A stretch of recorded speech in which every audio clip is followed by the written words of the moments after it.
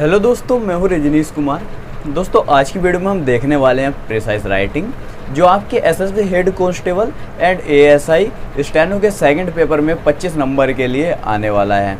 दोस्तों आज की वीडियो में हम देखने वाले हैं प्रिसाइज एंड नेक्स्ट वीडियो में हम देखने वाले हैं कॉम्प्रिहेंशन। दोनों वीडियो आपके लिए काफ़ी यूज़फुल हैं और दोनों के लिए ही मेरे पास काफ़ी ज़्यादा रिक्वेस्ट आ रही थी इन वीडियोस अपलोड करने के लिए, क्योंकि अधिकतर स्टूडेंट्स हिंदी मीडियम से हैं तो उन्हें इंग्लिश समझने में प्रॉब्लम होती है।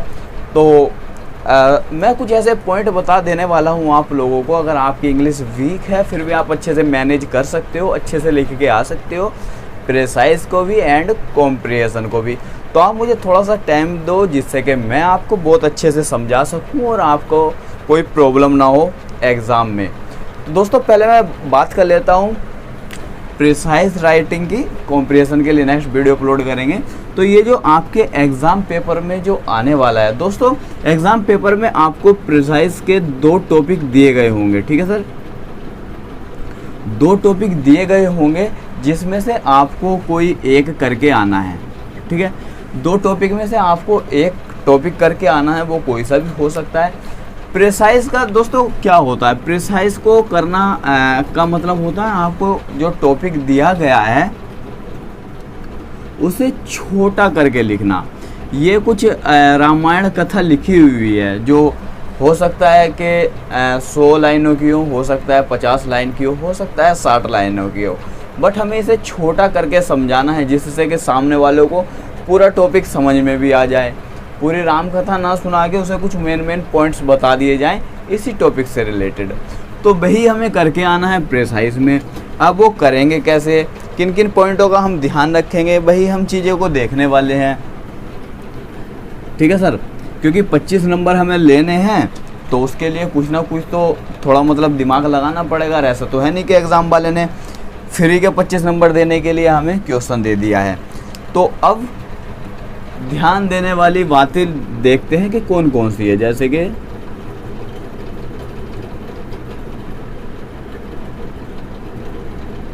दोस्तों अब आपने कोई भी एक टॉपिक सेलेक्ट कर लिया है, जोन सा भी आप प्रिसाइज करना चाहते हो। अब उसमें ध्यान देने वाली बातें दोस्तों ये हैं कि सबसे पहले, अभी लिखने से पहले के मैं कुछ पॉइंट बता रहा हूँ, अभी आपको लिखना नहीं है, बस हाथ में रखनी है आपको HB पेंसिल। और क्या करना है सर, उस टॉपिक को रीड करना है। सबसे पहले तो आप उसे रीड करोगे, बार बार रीड करोगे और उसे साथ साथ में ट्रांसलेट भी करते चलोगे, ट्रांसलेट भी करते चलोगे। बार बार करो जब तक कि तुम में उसे अच्छे से ना समझ जाओ, ठीक है। Again and again, again and again करना है, बार बार पढ़ना है जब तक कि आपको वो अच्छे से समझ ना आ जाए। ट्रांसलेट करते हुए चलो। अगर आपको ट्रांसलेट करने में प्रॉब्लम हो रही है, यानी कि आपको ट्रांसलेट करना नहीं आता, तो उसके लिए भी मैं आपको कुछ पॉइंट बताऊंगा। वो लिखते समय जिन बातों का ध्यान देंगे उसमें बात करेंगे। अभी हम देख रहे हैं कि हमें अभी रीड करना है, ट्रांसलेट करना है, बार बार करना है जब तक आप उसे समझ ना लो, ठीक है सर। दूसरा, जो उसमें इम्पोर्टेंट्स लाइन से हैं या जो उस लाइनें उसमें हाइड की गई हैं या जो इम्पोर्टेंट सेंटेंसेस हैं उन्हें हम करेंगे अंडरलाइन। अगर आप ट्रांसलेट करना जान रहे हो, अच्छे से ट्रांसलेट कर रहे हो, फिर तो आपको कोई प्रॉब्लम नहीं आनी चाहिए उसमें से मेन पॉइंट्स निकालने के लिए। आई थिंक आपके लिए बहुत ज़्यादा इजी हो जाएगा अगर आपको ट्रांसलेट करना आता है तो। तीसरा पॉइंट होगा ये आपका अंडरलाइन, तो हमने यूज कर लिया है। और जो भी कुछ पॉइंट्स होते हैं जैसे इन्वर्टेड कॉमास के अंदर होते हैं एंड बोल्ड किए गए होते हैं, जो बोल्ड यानी कि गहरे करके लिखे गए होते हैं, आप उन्हें 100% अंडरलाइन कर लें तो ज़्यादा बेटर रहने वाला है। क्योंकि ऐसे सेंटेंसेस में इन्वर्टेड कॉमास में और बोल्ड किए हुए सेंटेंसेस काफ़ी मेन होते हैं, यानी कि वे कुछ अलग से ही प्रदर्शित करते हैं, यानी कि मेन सेंटेंसेस होते हैं, तो उन्हें आप 100% अंडरलाइन करेंगे, ठीक है सर। अब इसमें अगर आपको कोई भी एग्जाम्पल दिए गए हैं आपके टॉपिक में एग्जाम्पल अगर आपको दिए गए हैं तो आप उसे अंडरलाइन नहीं करोगे, क्योंकि हमें प्रिसाइज करते समय एग्जाम्पल की ज़रूरत नहीं पड़ेगी। ठीक है, एग्जाम्पल की ज़रूरत नहीं है, उसे हम अंडरलाइन नहीं करेंगे। कुछ सेंटेंसेस ऐसे होते हैं जिसके लास्ट में प्रश्नवाचक चिन्ह लगा हुआ होता है, तो हम उसे भी अंडरलाइन नहीं करेंगे, क्योंकि वो खुद आपसे कुछ पूछ रहा है तो आप फिर उससे दोबारा यही थोड़ी ना पूछ लोगे। तो इसलिए हम इन सेंटेंसेस को भी अंडरलाइन नहीं करेंगे। ठीक है सर, ये तो बात हुई है कुछ अंडरलाइन करने की। क्या करना है, हमें बार बार पढ़ना है, उसे समझना है। समझने के बाद जो जो कुछ इम्पोर्टेंट्स लाइन है उन्हें क्या करेंगे, अंडरलाइन करेंगे। इन्वर्टेड कॉमास जो बोल्ड किए गए होंगे सेंटेंसेस, उन्हें हम अंडरलाइन करेंगे। कोई भी एग्जाम्पल को हमें अंडरलाइन नहीं करना है। HB पेंसिल आप सभी लेके जाओगे ही साथ में। एंड जिस सेंटेंसेस के एंड में प्रश्नवाचक चिन्ह लगा हुआ है आप उन्हें भी अंडरलाइन नहीं करोगे। ठीक है, अब यहीं पे एक पॉइंट और आ जाता है जी, हमारी इंग्लिश वीक है, हम कैसे अंडरलाइन करें, यानी कि हम ट्रांसलेट करना नहीं जान रहे हैं, तो हमें किन किन पॉइंट्सों को क्या करना है, अंडरलाइन करना है। तो दोस्तों अब ऐसा तो कुछ होगा नहीं कि आप पढ़ भी ना सको, इतनी तो इंग्लिश कमज़ोर नहीं होगी। तो आप एक चीज़ का और ध्यान रखना कि कुछ वर्ड ऐसे होंगे जो ज़्यादा रिपीट हो रहे होंगे, क्योंकि जो उस टॉपिक से रिलेटेड कुछ पॉइंट्स होंगे यानी कि वर्ड होंगे वो बार बार रिपीट होते रहते हैं। तो आप कोशिश करना उन सभी सेंटेंसेस को अंडरलाइन कर लो। ठीक है, और हाँ एक पॉइंट मैं भूल गया हूँ कि हमें लिखना कितना छोटा होता है करके। दोस्तों अंडरलाइन उस हिसाब से करना जिससे कि हमारा पहला ग्राफ यानी कि जो टॉपिक दिया गया है वो उसका रेशियो 1/3 और या 1/4 में हमें लिखना होता है। ठीक है, यानी कि जो हमें टॉपिक दिया गया है सर, सपोज दैट हमारे पास 60 लाइन का हमें टॉपिक आ गया है। ठीक है, ये तो पॉइंट हुए हैं अंडरलाइन करने वाले, बट अंडरलाइन भी कितना करना है उसका रेशियो भी हमें पता होना चाहिए। तो दोस्तों सपोज दैट हमारे पास 60 लाइन का पहला ग्राफ है, टॉपिक है, जौन सा हमें लिखना है, जिसे हमें प्रेसाइज करना है, तो हम उसे 1/3 के रेशियो में लिखेंगे, यानी कि 60/3 बराबर 20 लाइन में हम उसे प्रेसाइज करेंगे। अगर आपके कुछ लाइनें कम हो रही है यानी कि इतना लंबा नहीं जा रहा है तो कोई बात नहीं, आप उसे 1/4 में भी आप कर सकते हो, यानी कि 16/4 यानी कि 15। तो आपका जो प्रिसाइज होना चाहिए वो 15 से 20 लाइनों के बीच का आपका होना चाहिए। ठीक है, जो आप फाइनल प्रिसाइज लिखने वाले हो वो 15 से 20 लाइन का आपका होना चाहिए, इससे कम ना हो ना इससे ज़्यादा हो। ये परफेक्ट रेशियो है आपका किसके लिए, प्रिसाइज करने के लिए। ये आपका परफेक्ट रेशियो है 1/3 to 1/4। ठीक है, यानी कि 15 से 20 लाइनों के बीच में आप लिख के आने वाले हो। ठीक है, और यही कर लेना कि जब भी आप टॉपिक सेलेक्ट करो तब लाइन गिन लेना कि कितनी मुझे लाइनों में लिखना है वह। ठीक है, तो काफ़ी ज़्यादा बेटर रहने वाला है, क्योंकि एग्जामिनर इसी पॉइंटों पे आपको ध्यान देने वाला है, क्योंकि पूरा तो प्रिसाइज राइटिंग पढ़ने से रहा वो आपका। ठीक है, हाँ जी सर, तो अब यहाँ पे क्या बात कर रहे थे हम कि जिनकी इंग्लिश वीक है तो वह करेंगे उन अंडरलाइन उन सेंटेंसेस को अंडरलाइन जिसमें वर्ड बार बार यूज हो रहे हैं। ठीक है सर, बाकी अभी हम अगले पॉइंट पे आते हैं लिखने के लिए और हम उस पर डिस्कस करने वाले हैं। ठीक है सर,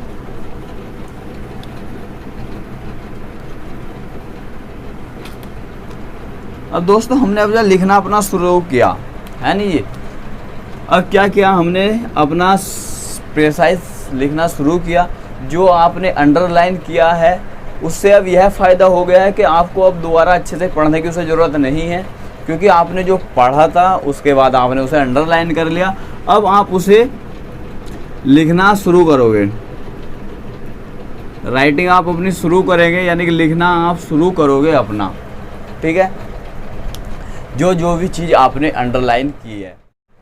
दोस्तों प्रिसाइज करते समय एक पॉइंट का और ध्यान देना चाहिए जो मैं आपको वीडियो बनाते समय बताना भूल गया हूँ। उसके लिए मैं छोटी सी अलग से वीडियो क्लिप बना के उसमें ऐड कर रहा हूँ, जिससे कि मुझे पूरी दोबारा वीडियो शूट ना करनी पड़े। तो प्लीज़ कंप्रोमाइज़ कर लेना कि जब भी हमने प्रेसाइज लिखना शुरू करना है, यानी कि जो हमें टॉपिक दिया है वह तो हमने सभी अंडरलाइन कर ही लिया है 1/3 या 1/4 के रेशो में। तब लिखने से पहले जो भी हमारा टॉपिक है, जो मतलब हमने टॉपिक सेलेक्ट किया है, जिसे हमने अंडरलाइन किया है, उसकी हेडलाइन आप ज़रूर डाल लेना, ठीक है। क्योंकि प्रेसाइज तो हमने यहाँ से लिखना शुरू करना है, बट वह प्रेसाइज किस बारे में है, उसका निचोड़ क्या है, तो उसका हेडलाइन आप ज़रूर डाल लेना। एंड उसके बाद प्रेसाइज लिखना शुरू करोगे तो इससे एग्ज़ामिनर पे बहुत ज़्यादा इफ़ेक्ट पड़ने वाला है, काफ़ी ज़्यादा इम्प्रेस होगा आप लोगों से कि हाँ, इस बंदे को काफ़ी नॉलेज है और यह निचोड़ जान चुका है कि हम बात किसके बारे में कर रहे हैं टॉपिक में। जैसे कि मैंने अभी अपने बोर्ड पे लिखा हुआ SSC head constable and ASI steno, ठीक है, एंड प्रेसाइज राइटिंग की हम बात कर रहे हैं, तो इसलिए मैंने सबसे पहले ये डाल दिया है कि जिससे कि मुझे क्या आप लोगों को भी पता रहे कि हम किसके बारे में बात कर रहे हैं। अगर आप बीच में से भी कहीं से वीडियो देखते हैं तो आपको ये चीज़ें देख के समझ जाओगे कि हम किस टॉपिक पे बात कर रहे हैं। जैसे कि सभी चैप्टरों में होते हैं, मैथ के, रीजनिंग के, हर एक सब्जेक्ट में चैप्टर्स के नाम पड़े हुए होते हैं। इसी तरह से इस टॉपिक में आपको हेडलाइन डालनी है इस टॉपिक की। बाकी जो अदर पॉइंट्स मैंने बताई हैं सेम एज ऐसे ही रहने वाले हैं, बट यह पॉइंट मैं भूल गया था बताने के लिए, इसलिए मैंने अलग से छोटी सी क्लिप बना के इसमें ऐड किया है। दोस्तों, अगर आप ट्रांसलेट कर लिया है आपने और अगर आप उसके बारे में नॉलेज रखते हैं कुछ, तो आप उसमें अपनी तरफ से कुछ एक्स्ट्रा लाइन भी यूज कर सकते हैं, ठीक है। थोड़ा सेंटेंसेस को चेंज भी करके लिख सकते हैं, ठीक है, उससे कोई प्रॉब्लम नहीं होगी।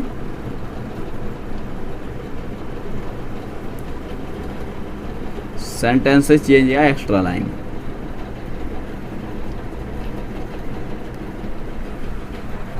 तो अगर क्या करना है, अगर आप उस टॉपिक के बारे में अच्छे से जान रहे हो, अच्छे से आपको समझ में आ गया है, तो आप उस सेंटेंसेस को थोड़ा बहुत चेंज भी कर सकते हो और कुछ एक्स्ट्रा लाइन भी यूज कर सकते हो कि हाँ, इस टॉपिक में यह चीज़ और होनी चाहिए, या इस टॉपिक से रिलेटेड मैं सामने वाले को ये चीज़ और बताना चाहता हूँ।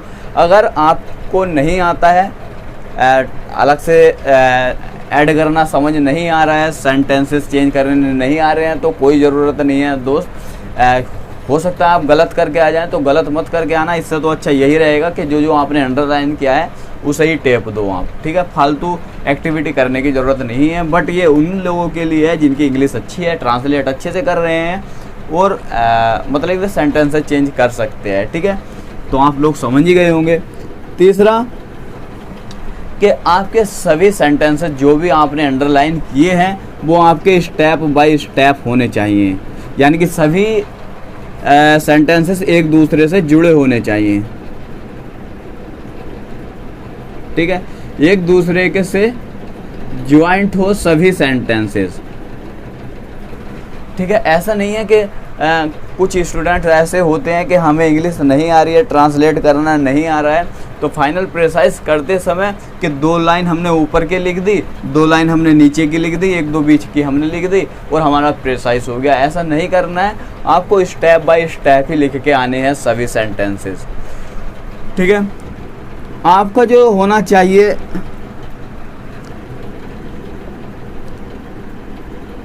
Simple and clean.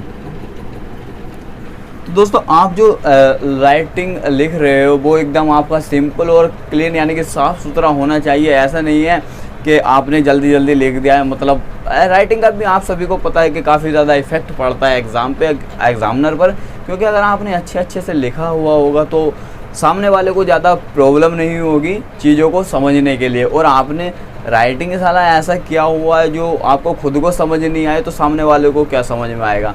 क्योंकि अधिकतर ऐसा होता है कि जल्दी जल्दी में लिख देते हैं कि समझ नहीं आता है सामने वाले को, या अपनी कुछ गलतियां छुपाने के लिए भी हम साला अपना राइटिंग चेंज कर देते हैं, ये आप सभी को पता है। तो ऐसा नहीं है कि हमें राइटिंग अपना चेंज नहीं, साफ साफ लिख के आना है जो भी आपका टॉपिक में दिया गया है, ठीक है। ये पॉइंट हो गए। तीसरा नेक्स्ट पॉइंट है हमारा, अगर हमसे कोई गलती हो जाती है, ऐसा होता है कि लिखते समय हमारे पास गलती होगी, आपको आपने वर्ड लिखना था, आप से गलती होगी तो आपको इस तरह से ना इसे इस तरह से नहीं काटना है।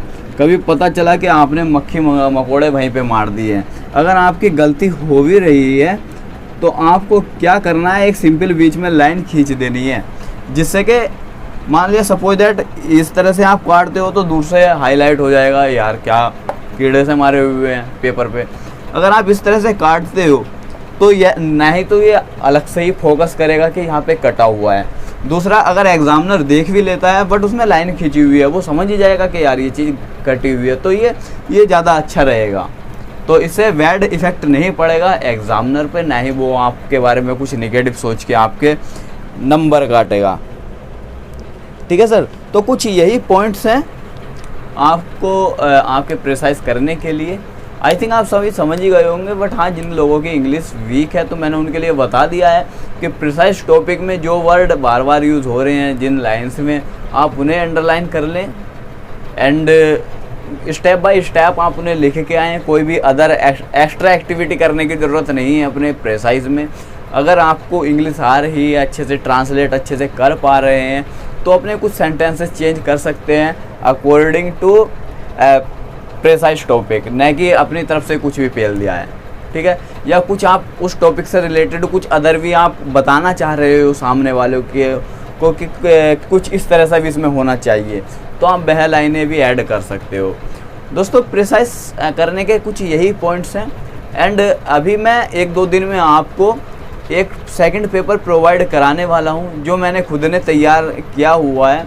वो सेम एज पैटर्न ऐसा रखा हुआ है जैसे कि फाइनल आपके एग्ज़ाम में आने वाला है, जिसमें आपको ऐसे भी दिए गए हैं, लेटर भी दिए गए हैं, कॉम्प्रिहेंशन भी दिया गया है एंड प्रिसाइज भी दिया गया है। चारों टॉपिक हैं, आपको चारों मिलेंगे जिस तरह से एग्ज़ाम में आते हैं। तो थोड़ा सा वेट कर लें, जब वो पेपर आपके लिए केवल एक प्रैक्टिस सेट होने वाला है, न कि आपका कोई फाइनल वो होने वाला है, और न ही कोई ऐसा है कि आपने देखने के लिए उसे केवल लेना है। वह किस दिन मिलेगा मैं उसके लिए अलग से आपको बता दूंगा कि वह आपको किस तरह से मिलने वाला है। ठीक है, तो थोड़ा सा उसके लिए वेट कर लो और अपनी तैयारी अच्छे से करो, क्योंकि वह भी पेपर अपना आपका टेस्ट के थ्रू होने वाला है। एक मतलब कि जिस तरह से टेस्ट देते हैं आप उस तरह से लेके चलना उसे। ठीक है, तो मिलते हैं नेक्स्ट वीडियो में। आई होप आज की वीडियो काफ़ी यूज़फुल रही होगी आपके लिए। अगर अभी भी कोई डाउट है तो जाके कमेंट बॉक्स में कमेंट करिए। और हाँ दोस्तों, ऐसा होता है कि काफ़ी कमेंट्स ये भी आते हैं कि सर इसमें कुछ इम्पोर्टेंट टॉपिक बता दें। तो सर इसके लिए कोई ऐसे इम्पोर्टेंट टॉपिक नहीं है, आप इसकी बुक से तैयारी करें, गूगल सर्च से लेके तैयारी करें, क्योंकि यह केवल आपके प्रैक्टिस के लिए ही है, न कि आपके लिए कुछ इसमें इम्पोर्टेंट टॉपिक होने वाले हैं जी हमें बुक बता दो हम वही टॉपिक तैयार कर लेंगे। ऐसा कुछ नहीं है, ये केवल आपकी समझ को चेक करने के लिए होता है कि आप कितना समझ रहे हो, यानी कि एक बड़े टॉपिक को कितना शॉर्ट करके आप सामने वाले को समझा सकते हो। ये इसलिए सपोज दैट अगर आपके पास कोई बड़ा केस आ जाता है तो आपके पास तो एक बड़ी फाइल होगी उस केस को पूरी तैयार करने के लिए, बट अगर आप उसी केस को सामने वाले को समझाना चाहते हो, ठीक है, तो आप पूरी फाइल तो पढ़ के समझाओगे नहीं, आप समझाओगे उसके कुछ मेन पॉइंट्स। तो इसी चीज़ों को ध्यान में रखते हुए प्रिसाइज की ज़रूरत पड़ी कि आप लोगों की समझ को चेक करने के लिए कि आप बड़ी चीज़ को छोटा करके कितने अच्छे से सामने वाले को समझा सकते हैं। तो दोस्तों, आई थिंक आज की वीडियो काफ़ी यूज़फुल रही होगी आपके लिए। मैं उम्मीद करूँगा आपसे एक लाइक की एंड प्यारे से कमेंट की, जिससे कि मुझे भी थोड़ा मोटिवेशन मिले और आपके लिए और अच्छी वीडियोस अपलोड करूं। एंड मिलते हैं नेक्स्ट वीडियो में अपने कॉम्प्रिहेंशन टॉपिक के साथ, जो आपके लिए काफ़ी यूज़फुल होने वाला है। तो उस वीडियो का थोड़ा सा वेट कर लें एंड चैनल को सब्सक्राइब कर लेना, जिससे कि नेक्स्ट वीडियो की इन्फॉर्मेशन आपको मिल सके। तो आज की वीडियो के लिए फ़िलहाल इतना ही। हमारे साथ बने रहने के लिए धन्यवाद। जय हिंद।